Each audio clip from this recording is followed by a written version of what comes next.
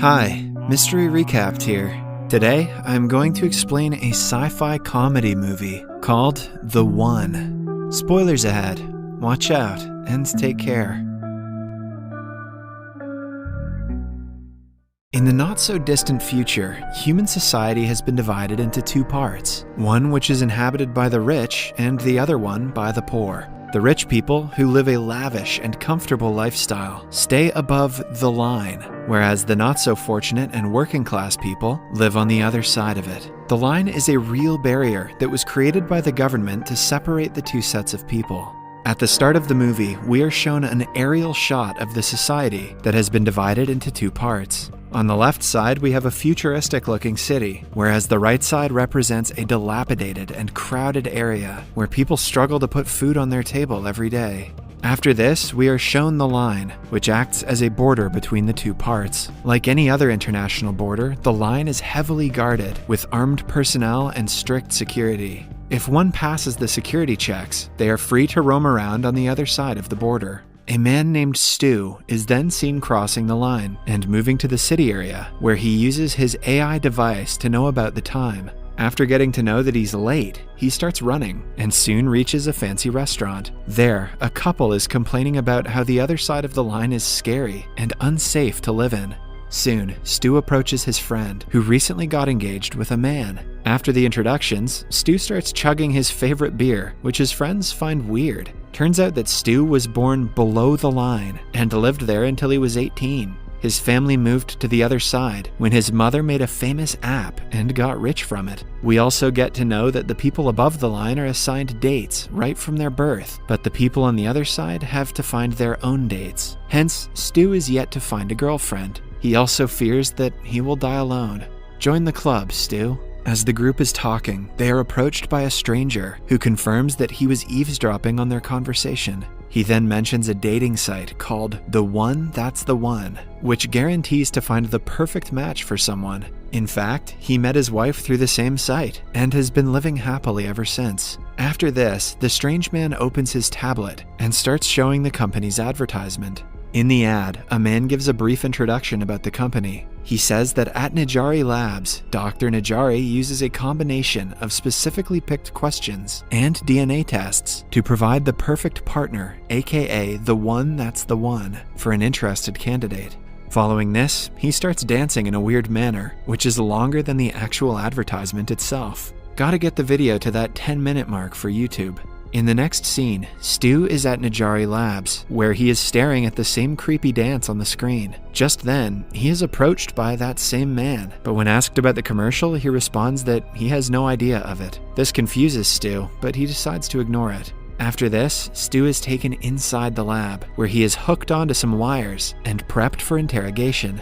The man then explains the whole procedure. He mentions that he will ask Stu some questions, while the device will extract and scan his DNA. The results of the two tests will provide the information to determine the one that's the one for Stu. Although nervous, Stu agrees, and the procedure starts. For the first question, the man asks Stu his favorite number, but Stu takes 3 attempts to finalize his answer. Hearing this, the man warns Stu that he must give honest answers so that the perfect match can be found for him. If Stu is a furry, now's the time to speak up. After this, the man asks some very irrelevant questions, which are totally not related to the subject. Despite this, Stu tries his best to answer them. After a while, the procedure is finally over, and Stu is asked to sign over a legal document. He then pays the fee through his digital hands, and gets notified that his partner will be arriving at his home sharp at midnight. The quick processing time stuns Stu, but he thanks the man and departs without any further questions. Later, Stu is at his luxurious apartment, where he is all dressed up and waiting for his partner to arrive. It is 11:45 p.m., and Stu is practicing his conversation skills. Time passes by and it is 15 past midnight, but still no one arrives at the door. This frustrates Stu, so he opens his jacket and drops to the couch. As he is contemplating his decision, a sudden ring is heard at the door. Stu gets delighted and immediately goes to welcome his guest, but to his dismay, it turns out to be an elderly man. The man introduces himself as Bert and walks inside, but Stu is still confused about his arrival. When asked about why he's here, Bert reveals that he was sent as the one that's the one. Stu becomes enraged and complains that there has been a mix-up, and Bert agrees to this. Since both of them claim to be straight, they become certain about the fault and plan on getting a refund. Stu then breaks down and starts explaining his pitiful life on how he can never get a life partner. Hearing this, Bert consoles him, and the two start talking about their life below the line. Turns out that Bert was a car dealer there before he got transferred above the line. After the conversation, as Bert prepares to leave, Stu invites him to stay for dinner, and the old man agrees. They then decide to go to Al's restaurant, which is situated below the line. Surprisingly, both the men love the place and are regular customers there. Later, they reach the line, where they are thoroughly checked by a bunch of security personnel. After passing the checks, they head towards the restaurant and start conversing about their lives. Even the movies they watch are similar. Just then, the restaurant in charge, Al, comes to take their order, and both of them reply at the same time, "Egg white omelet." "You like eggs too? Let's bang."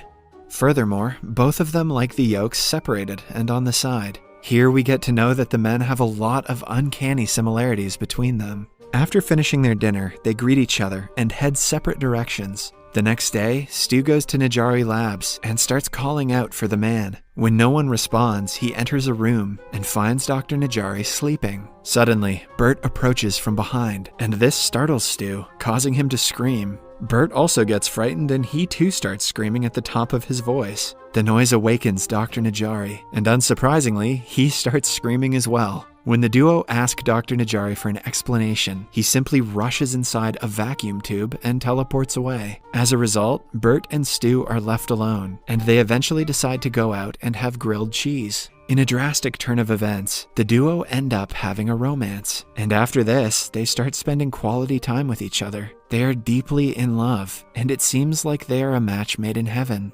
In the next scene, Stu takes Bert to meet his parents, but the latter seems to be nervous about it. However, Stu calms him down, saying he likes him the way he is. After a while, Bert finally meets up with his parents, and surprisingly, they are impressed by him. The three then discuss in the living hall and start singing songs from the past, which Stu can't seem to comprehend. Following this, Stu thanks his parents for accepting Bert, despite his old age. However, the parents reply that they are happy to have one more old fogey in the house. Bert then hands over the present he bought for Stu's mother, and it turns out to be a mechanical owl. The duo love it very much, and they request Stu and Bert to stay for dinner, to which they agree.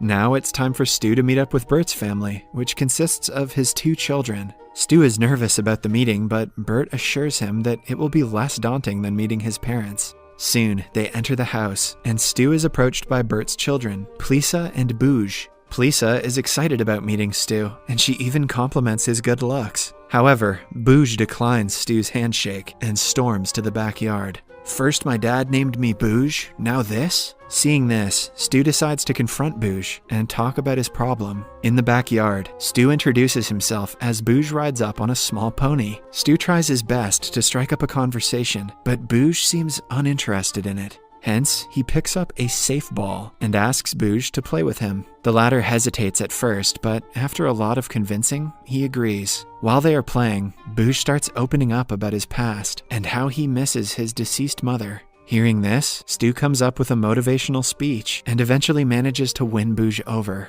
In this way, both Stu and Bert's families support the relationship. 6 months pass by, and the couple are now married and living together in the same house. One night, when the couple is going on with their daily lives, someone suddenly rings their doorbell. After opening the door, the same guy from the One That's the One commercial comes inside. However, he claims that he is a different person and only a technician for Najari Labs. The man then claims that he doesn't normally go house to house, but in this instance, something special has occurred. He then reveals that when Dr. Najari tallied the duo's data into his machine, he made a mistake. As a result, he declares that Bert and Stu are not each other's One That's the One. He then shows Stu's match, which turns out to be a beautiful girl, and also Bert's match, which surprisingly is Al from Al's Diner. When the couple try to dispute his claim, saying that they are married now, Dr. Najari suddenly approaches from behind and says that science cannot be disputed. He then states that there is much more at stake, so the couple have to separate and live with their new partners. He also calls his bodyguards, who were standing in the other room the whole time. Left with no other choice, the couple eventually decide to separate and meet their new partners. Stu packs all of his belongings, along with a photograph of him and Bert, and then departs the place. In the next scene, a distraught Stu wanders around the city. Later, he meets up with his new girlfriend, but she seems to dislike all of his habits, including eating the eggs with the yolks left out. Later, while they are at the park, Stu puts some ice cream on her face, like Bert did to him, but this annoys her. Here, Stu realizes that he is simply wasting his time, so he runs to stop Bert, who is about to leave the city. He hurriedly reaches the futuristic station called the Pod Port, but gets there a bit late as Bert enters inside and teleports to another city. Devastated, he starts blaming himself for being late, but right then, Bert approaches him from behind, claiming that he's always late too. Turns out that the other man who left in the pod was not Bert after all. The two then embrace each other and decide on living below the line as a couple. In the last scene, it is revealed that the strange man from the One That's the One commercial and the technician from Najari Labs are indeed two separate people. What? Subscribe for more videos like this, turn on notifications, and leave a like to help the channel out. Thank you for watching.